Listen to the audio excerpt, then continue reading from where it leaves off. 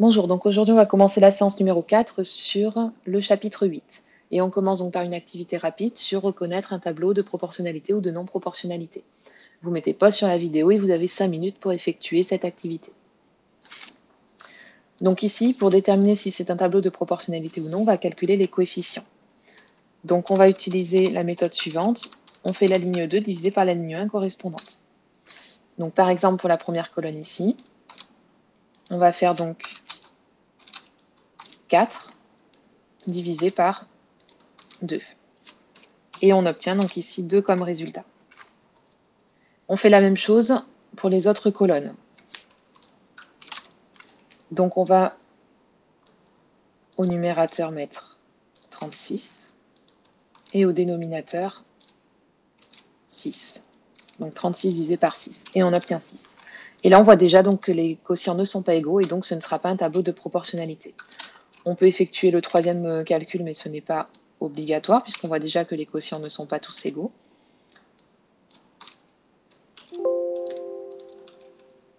Et si on fait donc le troisième calcul, 64 divisé par 8, on obtient 8.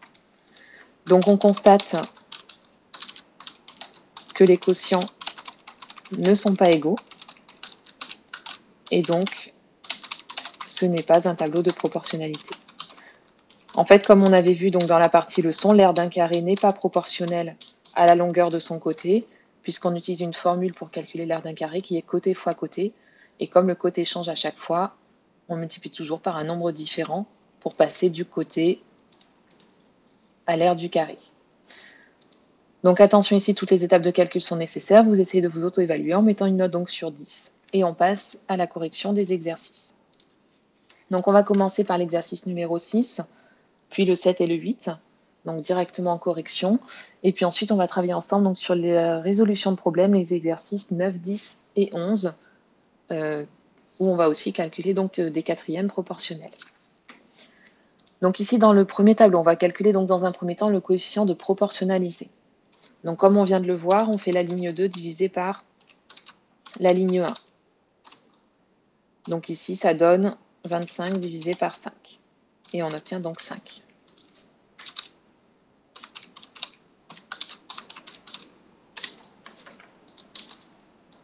Donc ça signifie que le coefficient de proportionnalité ici, c'est 5. Donc ça veut dire que pour passer de la ligne 1 à la ligne 2, on multiplie toujours par 5. On peut le vérifier pour la première colonne par exemple, 5 fois 5, ça fait bien 25. Et je vais pouvoir utiliser donc ce coefficient multiplicateur pour toutes les colonnes. Donc 7 fois 5 ici va donner 35. Et puis 12 fois 5 va donner 60. Je fais la même chose pour le deuxième tableau. Donc toujours la même méthode pour calculer le coefficient de proportionnalité, la ligne 2 divisée par la ligne 1. Donc ici, on va faire 25 divisé par 10, ce qui nous donne 2,5. Donc ici, je multiplie toujours par 2,5 et on peut vérifier que 10 fois 2,5, ça fait bien 25. Je fais la même chose pour les autres colonnes. 12 fois 2,5, ça donne 30. Et 23 fois 2,5, ça donne 57,5. Et le coefficient de proportionnalité est donc 2,5. Pour le troisième tableau, donc de la même manière, je peux toujours calculer donc, pour compléter mon tableau de proportionnalité, le coefficient de proportionnalité, qui est donc ici 8 divisé par 6. Ici, cette fois, je n'obtiens ni un nombre entier ni un nombre décimal, j'obtiens un nombre rationnel qui ne peut pas s'écrire sous forme décimale. Je peux par contre obtenir une fraction ici irréductible en simplifiant par 2. Donc on obtient 4 tiers. Donc ça signifie que je vais multiplier à chaque fois ici par 4 tiers pour passer de la ligne 1 à la ligne 2. Pour effectuer ce calcul, je peux utiliser la calculatrice ou je multiplie d'abord par 4, puis ensuite je divise par 3. Et j'obtiens donc pour 9, 9 fois 4 tiers, j'obtiens 12. Pour la dernière colonne, par contre, je peux utiliser la méthode d'addition des colonnes. Ici, je remarque que 6 plus 9, c'est égal à 15. Du coup, je vais pouvoir utiliser cette addition aussi dans la deuxième ligne. je vais pouvoir faire donc 8 plus 12 et je vais obtenir le résultat du tableau ici. Donc on va obtenir ici 20. Je peux aussi utiliser le coefficient de proportionnalité, faire 15 fois 4 tiers et j'obtiens 20. Toutes les méthodes fonctionnent et vont donner évidemment le même résultat. Et enfin, donc le quatrième tableau, donc ici j'ai plutôt utilisé les calculs sur les colonnes qui vont être plus faciles, mais comme on a vu précédemment, on peut aussi calculer les coefficients, le coefficient de proportionnalité. Donc ici le coefficient de proportionnalité, donc on fait toujours ligne 2 divisé par ligne 1, donc ça fait 2 tiers. Ici j'obtiens directement une fraction irréductible, et donc le coefficient de proportionnalité, c'est 2 tiers.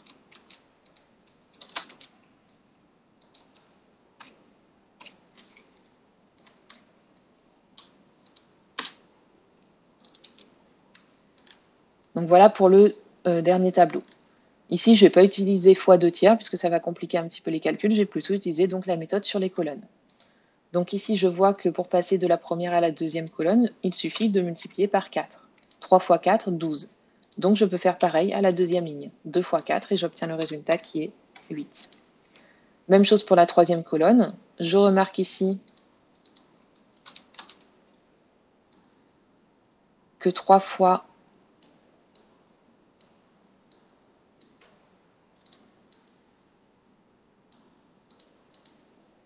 désolé, hop, voilà, donc que 3 fois 5, ici donc 3 fois 5, ça fait 15. 3 fois 5, ça fait 15, et donc je fais pareil en bas, 2 fois 5, et j'obtiens donc 10. Donc voilà une autre méthode pour déterminer les valeurs manquantes dans un tableau de proportionnalité. Donc toutes les méthodes sont possibles pour chacun des tableaux qu'on vient de corriger ici. À vous de trouver celle qui va simplifier au maximum les calculs, et dans tous les cas, on va obtenir le même résultat. Pour l'exercice numéro 7, donc ici on s'intéresse au volume d'un cube par rapport au côté de ce cube. Donc on rappelle, donc ici, attention, on va voir que ça ne va pas être un tableau de proportionnalité. On rappelle la formule pour calculer le volume d'un cube que vous devez connaître. Donc pour calculer le volume d'un cube, on fait côté fois côté fois côté. Donc par exemple, pour ici 4, le calcul, ça va être 4 fois 4 fois 4, et on obtient donc 64. Et on va faire pareil donc pour toutes les valeurs. Donc pour 8, on va faire 8 fois 8 fois 8, et pour 9, on va faire 9 fois 9 fois 9. Donc pour 8, on obtient donc 8 fois 8 fois 8, ça fait donc 512. Et pour 9, on fait 9 fois 9 fois 9, et on obtient donc 729. Donc attention, pour calculer le volume d'un cube, on est toujours obligé d'utiliser cette formule, côté fois côté fois côté. Donc ici, en fait, ça ne va pas être un tableau de proportionnalité. On va le vérifier d'ailleurs donc en calculant les coefficients. Donc on va faire comme tout à l'heure, donc ligne 2 divisé par ligne 1. Pour la première colonne, on fait donc 64 divisé par 4. Ça fait 16. Puis pour la deuxième colonne, on fait 512 divisé par 8. Et ça fait 64. Donc là, on voit déjà que les quotients ne sont pas égaux.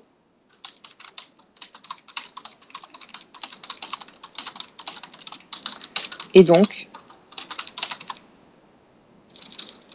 le volume d'un cube n'est pas proportionnel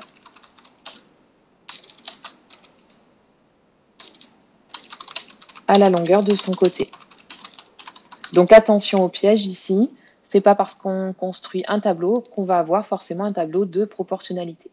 Dans tous les cas, on peut construire un tableau pour organiser des données, mais ce n'est pas forcément pour autant qu'on va avoir une situation de proportionnalité.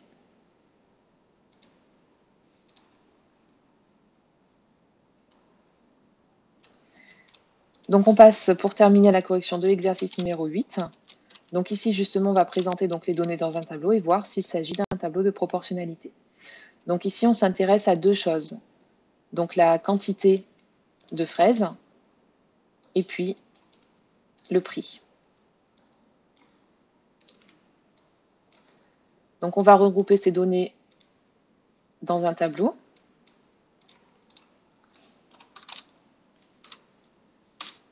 Donc un tableau à deux lignes avec ici, donc il y a deux colonnes, plus la colonne qui va indiquer ce qu'on calcule. Donc on va s'intéresser d'une part à la quantité de fraises, qui ici est donnée en grammes.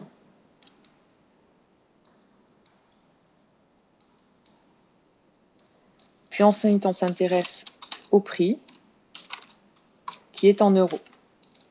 Donc on sait qu'elle achète 500 grammes pour 4 euros. Donc je vais mettre dans la même colonne, 500 correspond à 4 euros.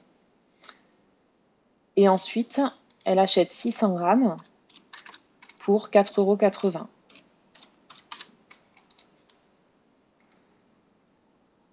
Et je vais déterminer donc si c'est un tableau de proportionnalité. Pour ça, comme tout à l'heure, toujours la même méthode, on va calculer les quotients, ligne 2 divisé par ligne 1.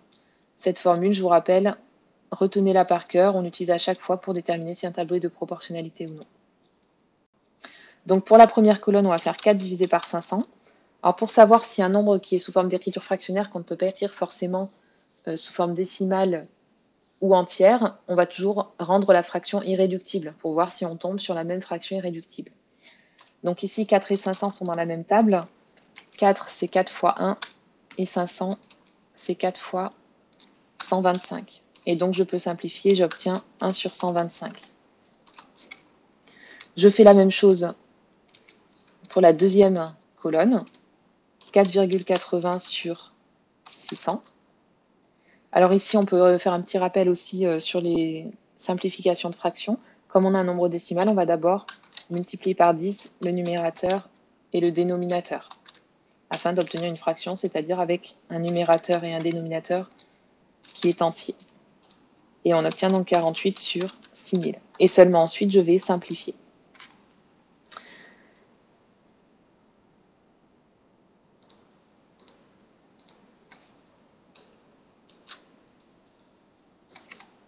Donc ici, «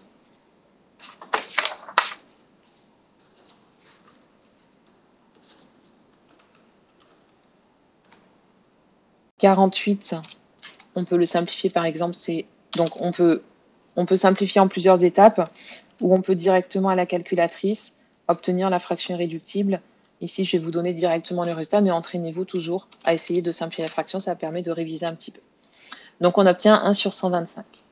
Et donc ici, on constate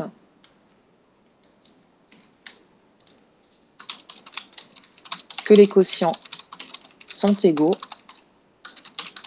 Donc, c'est un tableau de proportionnalité. La quantité de fraises que l'on achète est proportionnelle au prix qu'on va payer. En général, c'est le cas dans la vie courante puisque le prix au kilo reste fixe à moins qu'il y ait une réduction. Donc c'est bien un tableau de proportionnalité. Donc on a terminé pour la correction des exercices. On va passer ensemble donc à la résolution de problèmes, l'exercice numéro 9, 10 et 11. À chaque exercice, donc prenez un temps pour le faire seul et écoutez ensuite le reste de la vidéo. Donc ici, vous mettez pause sur la vidéo et vous essayez de réaliser donc l'exercice numéro 9. On va essayer de réinvestir dans ce qu'on a vu précédemment, c'est-à-dire toujours essayer de regrouper toutes les informations données dans l'énoncé sous forme de tableau et ensuite analyser la situation pour déterminer si c'est une situation de proportionnalité. Donc mettez pause sur la vidéo et commencez par essayer de regrouper toutes les données de cet énoncé dans un tableau. Donc ici, je vais réaliser donc un tableau. Alors ce tableau n'est pas obligatoire, mais il peut aider à résumer un peu donc l'énoncé. Donc ici, on parle de deux choses. on parle d'horaire, et puis on parle d'horaire, donc de temps, de durée, puis on parle de skieur. Donc ça va être les deux informations de notre tableau. Donc on va faire un tableau à deux lignes, où on va marquer la durée en minutes, puis le nombre de skieurs qui passent pendant cette durée. Donc ici, on sait que le télésiège fonctionne de 9h à 16h45. C'est-à-dire qu'il se passe donc de 9h à 16h45, il y a 7h45, soit 465 minutes.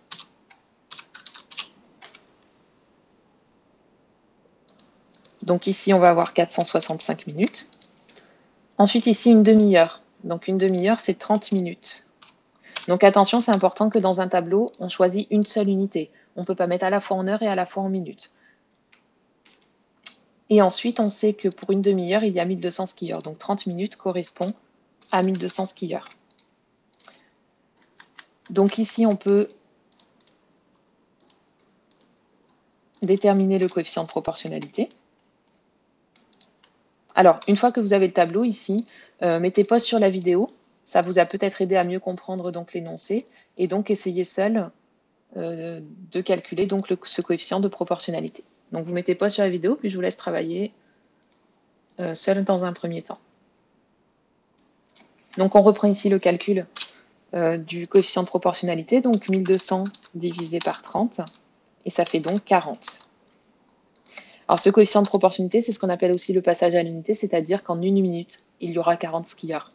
D'ailleurs, on peut rajouter, si ça peut aider éventuellement cette colonne, donc pour une minute, il y a 40 skieurs. Une fois 40 égale 40. C'est le coefficient de proportionnalité ou le nombre de skieurs en une minute. Et ensuite, on va déterminer donc le nombre de skieurs en 465 minutes. Donc pour ça, on utilise le coefficient de proportionnalité, 465 fois 40. Et on obtient donc 18 600. Donc, en 7h45, c'est-à-dire de 9h à 16h45, le nombre de skieurs maximal que ce télésiège peut déposer sur les pistes chaque jour est de 18 600. Donc ça, c'est bien sûr maximal parce que ça conditionne que en fait, tous les télésièges soient toujours remplis, ce qui n'est pas vraiment le cas dans la réalité.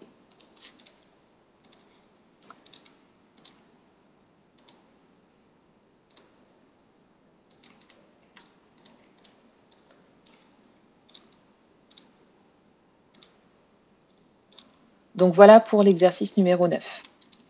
Donc n'hésitez pas à mettre pause sur la vidéo et vous passez à l'exercice numéro 10.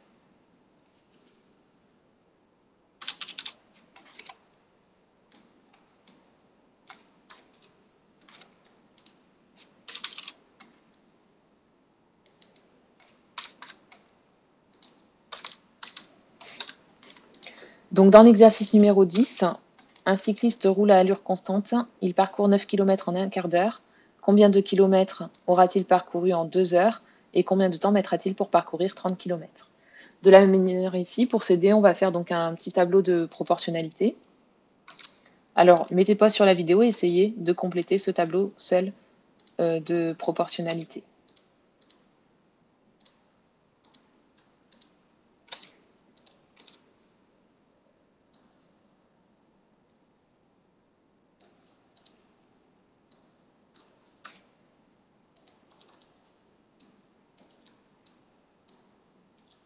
D'ailleurs, ici, on va d'abord expliquer pourquoi c'est bien un tableau de proportionnalité. En fait, c'est parce que le cycliste roule à allure constante.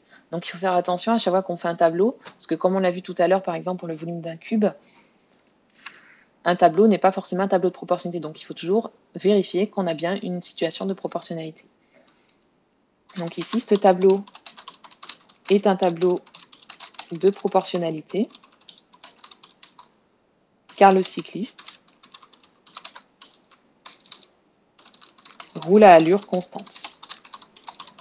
Donc la durée va être proportionnelle à la distance qu'il parcourt, mais s'il accélère ou s'il freine, etc., ce ne sera plus une situation de proportionnalité. Donc c'est parce qu'il roule à allure constante. Donc ce qui va être proportionnel, c'est la durée, donc le temps qu'il met. Donc on va mettre ici en minutes. Et la distance parcourue en kilomètres. D'ailleurs, je vais revenir 2 petites secondes donc, sur l'exercice précédent. Ici, pourquoi on avait aussi une situation de proportionnalité? C'est parce qu'on suppose dans la vie courante, donc le nombre de skieurs ici est proportionnel à la durée, parce que le télésiège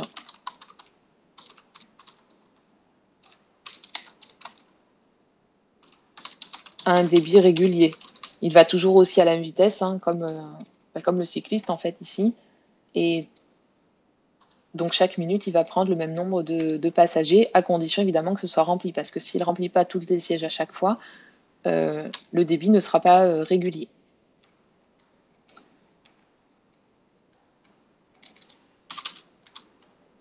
Donc ici, on va compléter les informations de l'énoncé. Donc vous pouvez mettre pause sur la vidéo et essayer de compléter donc toutes les colonnes possibles dans le tableau que je viens de construire. Donc ici, on a une première information, donc 9 km. Donc première distance, 9 km. Cette distance, il la parcourt en un quart d'heure. Un quart d'heure, c'est 15 minutes. Combien de kilomètres va-t-il parcourir en 2 heures? Donc 2 heures,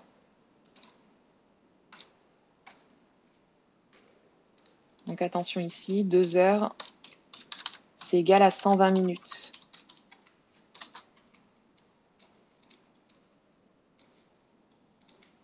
Donc ici, on va avoir 120 minutes.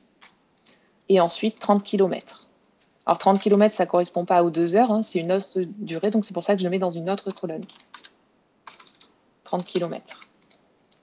Donc maintenant que vous avez un tableau, vous pouvez mettre pause sur la vidéo, essayer de le compléter, soit à l'aide du coefficient de proportionnalité, soit par la méthode de votre choix. Donc ici, moi, je vais calculer le coefficient de proportionnalité. Donc je fais toujours la ligne 2 divisée par la ligne 1, c'est-à-dire 9 divisé par 15.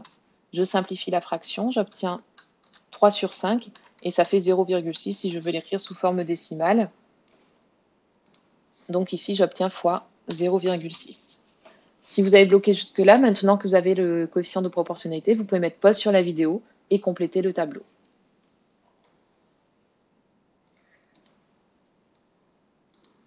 Donc concernant le tableau de proportionnalité, je rappelle aussi ce que vous avez vu l'année dernière, c'est que dans un sens, on multiplie, et puis dans l'autre sens, on va donc diviser.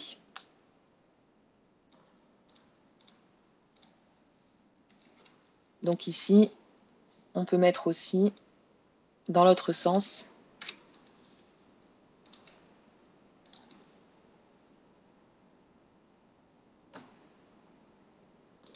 divisé par 0,6. Mais attention, donc la flèche, elle est dans l'autre sens. C'est-à-dire qu'on passe de la ligne 2 à la ligne 1 cette fois.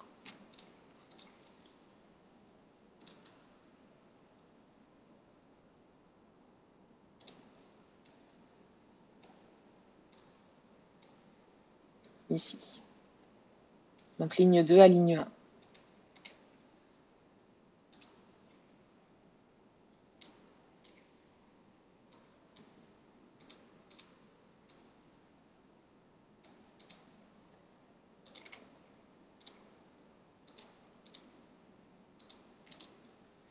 Donc voilà une des méthodes possibles pour compléter le tableau de proportionnalité, mais il y en a plein d'autres, hein, comme j'ai déjà dit à plusieurs reprises.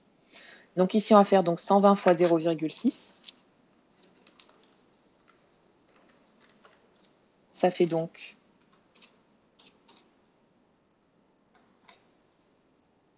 72.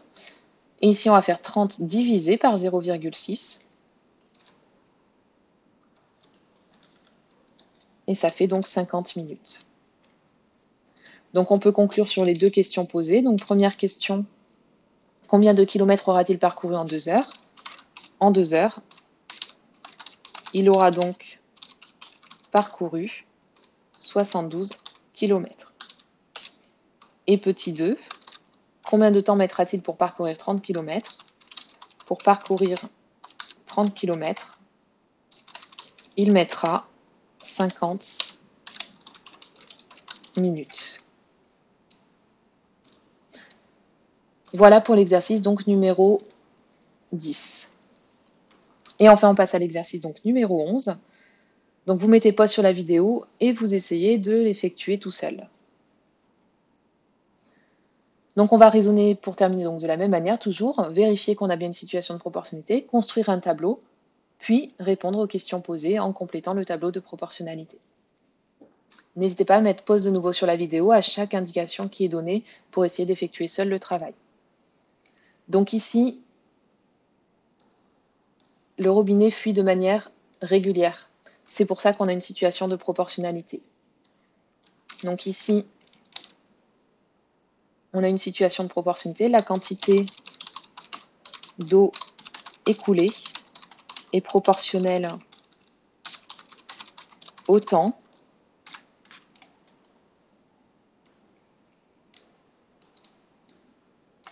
car le robinet fuit de manière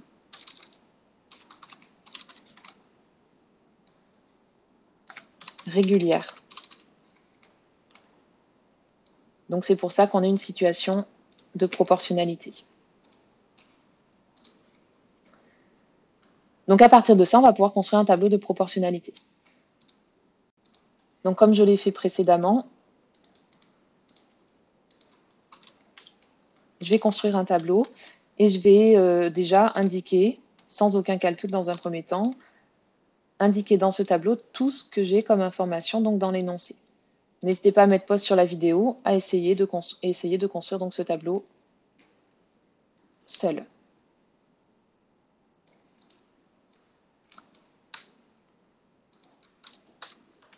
Donc on a d'une part la quantité d'eau, donc le temps, que l'on va mettre en minutes, puis la quantité d'eau écoulée, qui est donnée donc en centilitres ici. Donc ensuite, on a plusieurs informations dans cet énoncé.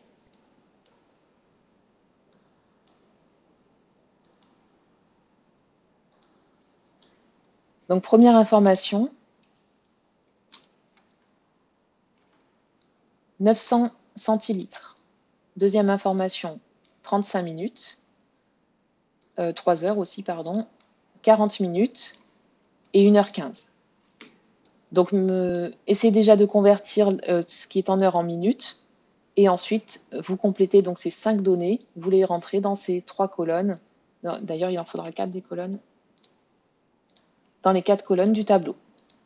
Vous mettez pause sur la vidéo et vous rangez donc ces 5 informations au bon endroit.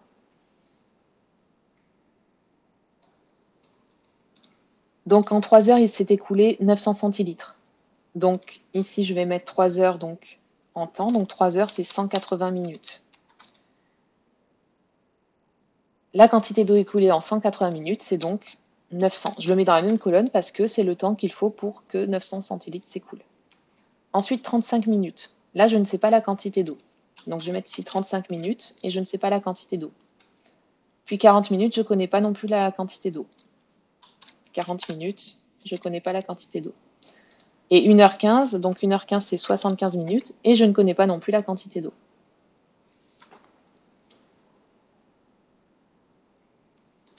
Donc je vais calculer. Donc maintenant que vous avez un tableau un petit peu rempli, essayez tout seul de calculer le coefficient de proportionnalité en mettant pause sur la vidéo. Donc je calcule le coefficient de proportionnalité, 900 divisé par 180. Donc c'est égal à 5. Donc le coefficient de proportionnalité est 5. Ce coefficient de proportionnalité, comme on l'a vu précédemment aussi, ça correspond aussi au passage à l'unité. C'est-à-dire que, donc on peut dire aussi que en 1 minute, il y a 5 centilitres d'eau qui s'écoulent. Donc je vais rajouter ici une colonne. En 1 minute, il y a 5 centilitres qui s'écoulent. C'est le coefficient de proportionnalité. 1 fois 5 égale à 5.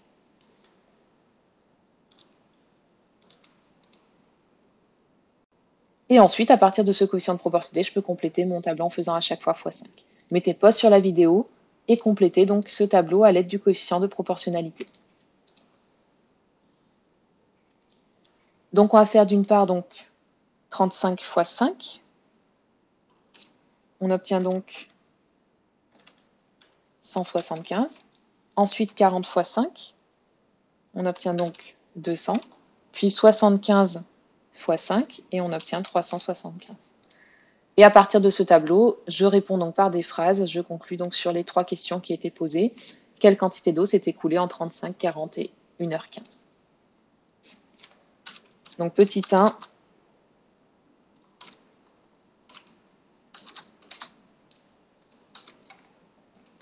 Petit a. Donc en 35 minutes, il s'est écoulé 175 centilitres d'eau. Petit b.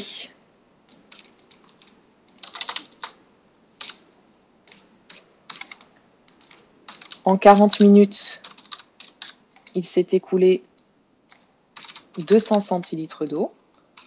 Et enfin petit c. En 1h15, il s'est écoulé 375 centilitres d'eau. Et on passe pour terminer donc à la question petit 2. Anna a placé un seau vide de 5 litres sous la fuite. De combien de temps dispose-t-elle avant que le seau ne déborde? Donc ici, on a une 6e information, 5 litres. Donc vous rajoutez une colonne à votre tableau. Et vous essayez de marquer cette information donc dans ce tableau. Vous mettez pause sur la vidéo et vous complétez donc une des cases qui a été rajoutée où vous allez ranger cette donnée de 5 litres.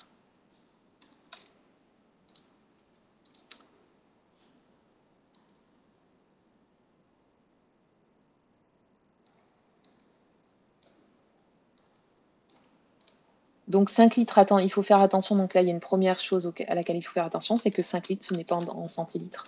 Et ici on a mis la quantité d'eau en centilitres. Donc 5 litres c'est 500 centilitres. Si vous étiez trompé sur l'unité, mettez pause sur la vidéo et essayez de corriger votre tableau.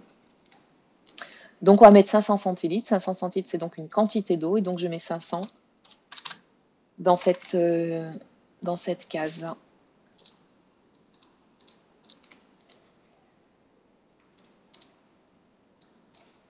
Et donc je vais utiliser le coefficient de proportionnalité pour déterminer le temps en minutes qui va s'écouler donc pendant que les 500 centilitres vont remplir donc le seau. Donc ici, quelque chose fois 5 égale à 500. Dans l'autre sens, comme on l'a vu précédemment, on va donc faire diviser par 5. Et donc ici, il va y avoir 100. On a bien 100 fois 5 égale à 500. Donc c'est-à-dire qu'il va se passer 100 minutes. Alors 100 minutes, attention, on ne va pas dire 100 minutes, on ne dit pas 100 minutes dans la vie courante, donc on va convertir en heures. Vous pouvez mettre pause sur la vidéo et effectuer d'abord cette conversion avant d'écouter la suite.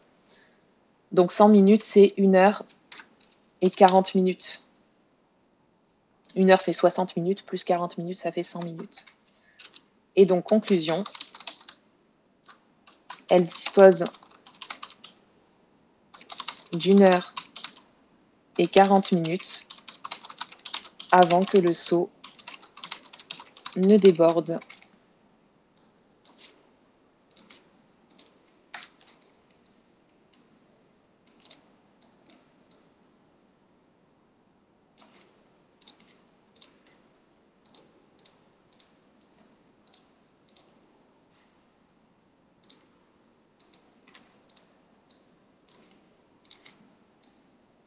Donc voilà pour l'exercice numéro 11 et on se retrouve pour la vidéo suivante la prochaine fois.